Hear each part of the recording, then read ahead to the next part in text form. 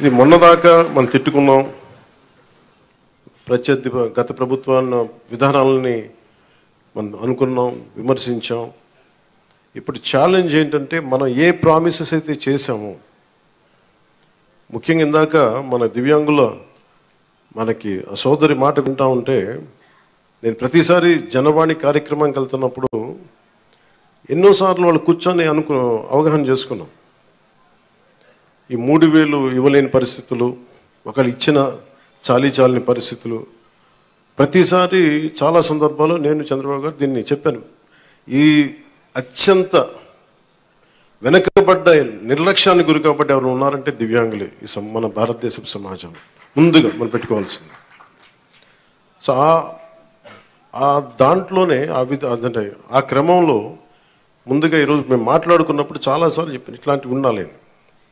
అలాగే skill development ఇలాంటి మీరు చూస్తే మొదటి పెంచిన ఈ పెన్షన్లో పెన్షన్ విధానం గత ప్రభుత్వం మాట్లాడుతున్నప్పుడు ఇందా కృష్ణరాజు గారు మాట్లాడుతా, మేము వస్తే ఈ పెన్షన్ విధానాన్ని రద్దు చేస్తారు, మేము దానికి కొన్ని ఇంతలు పెంచి ఇచ్చాం తప్ప తగ్గించలేదు.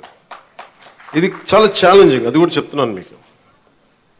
మీ దృష్టికి కూడా తీసుకురావాల్సింది వైసీపీ ఒక పెన్షన్ మీకు ఇవ్వాలి. మనకి ఏమంటుందని మనకి ఏదైతే ఇవ్వాలో వెల్ఫేర్ స్కీమ్స్ ఇవ్వాలి, ఖచ్చితంగా వెల్ఫేర్ స్కీమ్స్ చాలా చాలా ఎసెన్షియల్. కానీ దాంతోపాటు అభివృద్ధి కూడా కావాలి. ఈరోజు నేను పంచాయతీరాజ్ శాఖ లెక్కలు చూస్తూ ఉంటే అసలు అడ్డగోలుగా నిధుల్ని అటు ఎటులిపినే తెలియట్లేదు.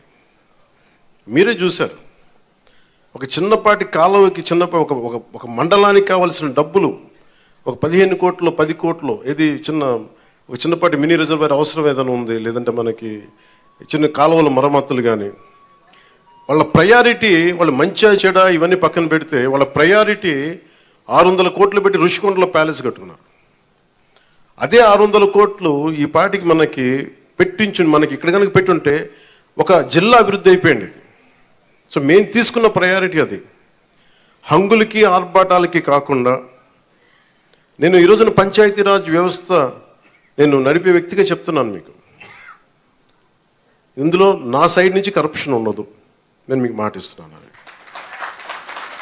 పర్యావరణ శాఖ సంబంధించి దాన్ని బలోపేతం చేస్తాం. Accountability, environmental audit పట్టుకొస్తున్నాం.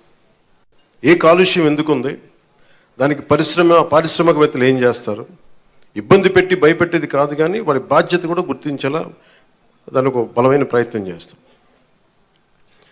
అలాగే